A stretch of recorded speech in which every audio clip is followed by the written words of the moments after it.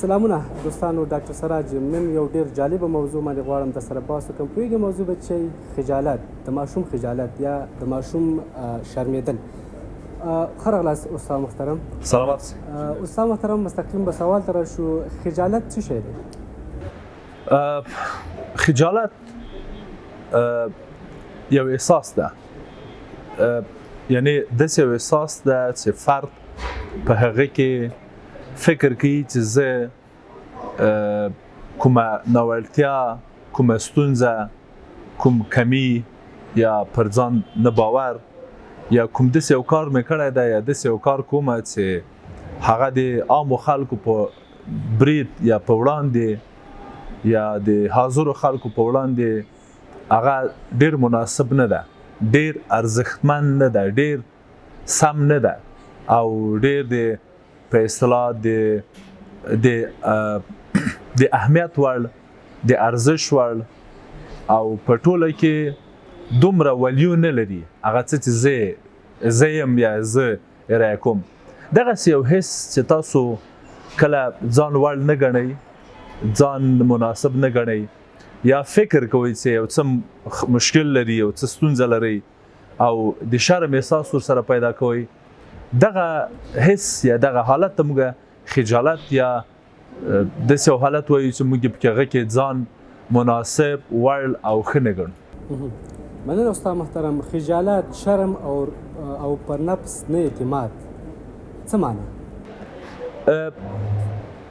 خجالت او شرم دواړه سره ورته دي او دواړه احساسونه دي چې فرد احساس کوي، یعنی کوم خاص اروايي اختلال، کومه خاص اروايي ګډوډي، کوم خاص رواني وضعیت نه ده، یعنی خاص چې ډېر د په اصطلاح د تعامل وړي یو احساس ده، یو شیبه، یو لحظه په ځینو مواقعو کې، په ځینو حالتونو کې فرد ته پیدا کیږي. اما پر نفس اعتماد چې ده هغه بیا یو اطمینان ده یا نه اطمینان ده.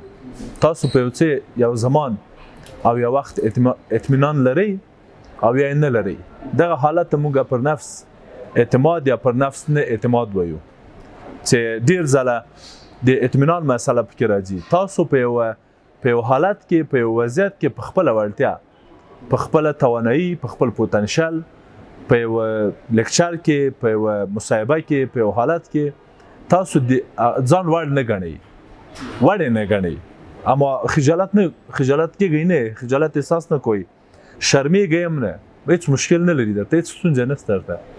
دا دغه فرق او تفاوت. کېدای شي چې ووایو استاد محترم خجالت ډولونه لري؟ بله، خجالت کولی شو ووایو چې ټولنیز خجالت، موقعیتي خجالت، د شرم په حالت کې خجالت، د یو خاص وضعیت په حالت کې خجالت، دا هغه ډولونه دي چې فرد پکې معمولا پکې پیدا کوي. مثلا ځینې خلک د په خاصو ټولنیزو موقعیتونو کې د خجالت احساس کوي. کله چې هغه موقعیت سره مخامخ کېږي، هغه موقعیت ویني، هغه موقعیت کې په همغه موقعیت کې حضور پیدا کوي، د شرم احساس کوي، د شرم یا د خجالت احساس کوي. او یو موقعیتي ده، یعنی په یو خاص موقعیت کې د خجالت احساس کوي، نورو ځایو کې نه کوي. په یو خاص موقعیت کې مثلا کله چې په ښار کې ګرځي د خجالت احساس کوي، مثلا کله چې په واده کې نڅا کوي د خجالت احساس کوي، کله چې په اصطلاح یو خاص لباس اغوندي یا یو خاص لباس نه اغوندي د خجالت احساس کوي، اما په عادي او نورمالو حالاتو کې نه کوي.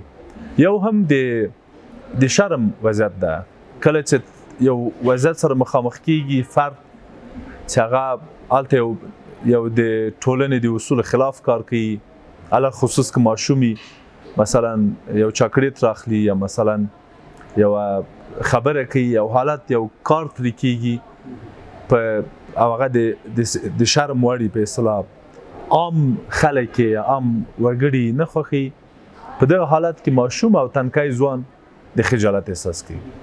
ماشوم ولې خجالت کوي یا ولې شرمېږي؟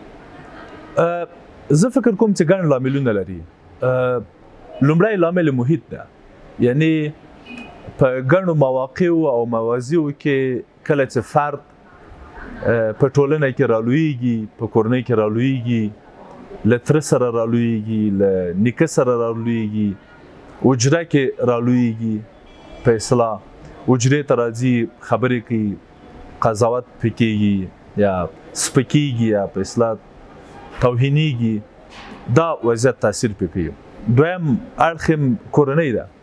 ډېر ځله په کورنیو کې مقایسه کېږي، پرتله کېږي، پزه دې داسې ده، سر دې داسې ده، قد دې داسې ده، غوږونه دې داسې دي، چاغې، ډنګرې، تورې، سپینې، لاسونه دې داسې دي، غاړه دې داسې ده، خېټه دې داسې ده. دغه قضاوتونه چې کله کېږي او یا فرد په خپله په ځینو مواقعو کې کورنۍ کې په کورني ژوند کې له داسې موضوعات سره مخامخ کېږي چې هغه معمولا د ټولنې او د کورنۍ د ارزښتونو خلاف دي، علل خصوص تنکی ځوان یا ماشوم. دغه حالت او دغه د کورنۍ برخورد په پرله پسې ډول دته د خجالت احساس ورکوي. دریم مورد هم د ټولنه یا همزولي دي. یعنی ډېر ځله په ډېرو مواردو کې ځینې ځورونې، ځینې آزار او اذیتونه، ځینې علل خصوص که هغه جنسي اړخ ولري او یو ډول حس ورکي، بد حس ورکي ماشوم ته، نجلۍ ته، هلک ته، دغه هم یو ډول فرد خجالت ته باسي، خجالتي کوي. یعنی یو ډول د خجالت لامل ګرځي چې بدای ټول عمر داسې فکر کوي چې زه استعمال سوی یم، زه چټل سوی یم، ټول خلک ما ویني، ټول خلک په دې پوهېږي چې زه ما سره داسې یو کار سوی، ما سره په اصطلاح لاس راوړل سوی یا کوم ځای مې لمس سوی ده. یا دا موارد په ټولنه کې د همزولو په منځ کې دا موارد د دې لامل ګرځېدی سي. مکتب هم د دې لامل ګرځېدی سي. مسجد هم، یعنی په مسجد کې درس ورکول دی و غیر مسلکي قاری یا ملا په وسیله ماشومانو ته دا هم د دې لامل ګرځي. ځکه چې ډېر ځله داسې پېښه سوې ده زموږ ماشومانو ته چاپلقې په خوله کې ورکوي یا په مکتب کې مثلا ګوتې قلمونه ورکوي په ښوونکي، یا د فایل په سر کې بیابه کوي، یا توهینوي یا سپکوي، یو نوم ورته اخلي، جریمه کوي، په یوه پښه یې دري، هغه په بیتک پسې پوهېږي. موږ په پښتو کې به زموږ صنفیانو باندې بیتک وه، زما ښه پیادي زموږ یو صنفه یې درولی و، د صنف مخې ته هغه بیتک په وه.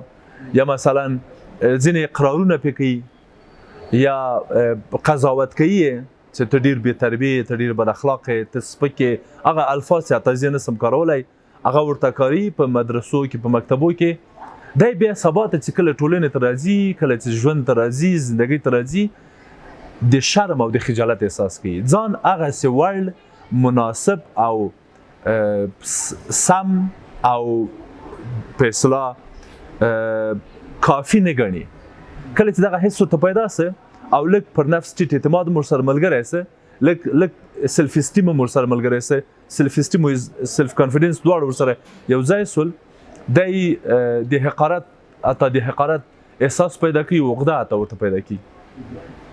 دغه لاملونه چې کله سره جوړیږي او یو ځای کېږي او ډېرېږي او سره یو ځای کېږي، د ماشوم د خجالتۍ او د ماشوم د شرم او په اوږد مهال کې د ماشوم د پر نفس د ټیټ اعتماد لامل ګرځي. زیاتره په ولسوالۍ کې یا په اطرافو کې دا شی ډېر کېږي. ما لیدلي، ما خپله مکتب دورې قصه به وکړه، زموږ یو مدیر ډېر زیات غوسه کېدلو باندې. نو یو ورځ یو هلک ناوخته راغله، موږ اسمبلي کې ناست وو، نو راغله هملته د اسمبلي ټول مکتب ناست دی او رئیس صاحب یې ویې وهلو. جالبه دا استاد چې یو دغه هلک ورور دې په خاطر راغلی چې د مکتب کې شامل نه و، البته په پوهنتون کې و، نو بېرته پوسه هغه میلمه راغلی په هغې هم شروع وکړله. نو دا مشکلات او ګورې ماشومان خو ګورې ښه، زه یو څه غواړم ووایم ټولو ښوونکو ته، هغه څو کسانو چې په مدرسو کې یا په مساجدو کې درس ورکوي او غواړي انسانیت خلکو ته درس ورکړي یا پوهه ورکړي یا تربیه ورکړي یا دوی د سبا لپاره ښه انسانان جوړ کړي، نو دغه یوه ورځ وهلې د ټول کال د درس په اندازه منفي اغېز لري. ته ټول کال یو زده کوونکي ته درس ورکړه او یوه ورځ یې سپک کړه، یوه ورځ یې ورټه، یوه ورځ یې ووهه د نورو زمزولو په مخ کې. یو مورد ډېر جالب ده ښه، زه فکر کوم دا باید موږ په نظر کې ونیسو. تنکي ځوانان چې دي ډیر حساس دي. یعنی دوی ته د دوی دبدبه، د دوی دریځ ټولنیز، د دوی شخصیت، د دوی په ټولنه کې راڅرګندېدل، د خلکو په وړاندې حضور او اظهار او په اصطلاح تبارز، دا دوی ته ډیر ارزښتمند ده. کله چې ته راځې او د دوی په همدغه برخه د شخصیت حمله کوي او همدغه اړخ ورسپکوي، دا د ټول عمر لپاره د یو مناسب انسان نشي جوړېدلی. او دا له بده مرغه ووایم چې زموږ په کلیو بانډو کې، زه اجازه راکړئ دا لږ په زغرد ووایم، په پښتنو ټولنو کې، په پښتنو کلیو بانډو کې نظر نورو افغانو قومونو ته دوی داسې حس کوي چې هماغه د چېرته چې ډب نی یا ادب نی په مقوله باندې باور لري. او دا مطلق غلطه ده. دا خبره په 21مه پیړۍ کې ډب اصلا منطق نه لري. د انسان د اولاد لپاره، د انسان د اولاد د روزنو لپاره وهل او ټکول اصلا په هیڅ کتاب کې، په هیڅ منطق کې هیڅ چیرته هغه نه لري، ځای نه لري. له شرعي اړخ هم دا هغه نشته، حکم نشته په دې اړه. زه دا غواړم ووایم چې دغه حس چې زموږ ډیری پلرونه، لویان، مشران لري چې ترش وچپیلی، تنده لهجه، وهل، ټکول، لرګی، دا اصلا د روزنې سیستم نه ده. دا اصلا یو ښه سبک او یو ښه طریقه د روزنې لپاره نه ده. او زه به دا هم ووایم چې ما ته ډېر ځوانان راغلل، 22 کلن، 23 کلن، په دغه څو کلو کې درملنې ته له خوست راغلل، له پکتیا راغلل، له پکتیکا راغلل، له هلمند راغلل، له قندهار راغلل، داسې له ننګرهار، له لغمان، له کونړ راغله، او داسې په عین تر پامیر تر دې ځایونو پورې په ځانګړي ډول د پښتنو کورنیو. ما ته دا خبره په کراتو وکړه چې استاد، ځوانان، هلکان، وایي موږ تر اوسه پورې پلار نه یو ښکل کړي. موږ وایي هېڅکله پلار په غېږ کې نه یې نیولي، د چې ته مې زوی یې مثلا چې ښکل کړي یو، مینه یې نه ده راکړې.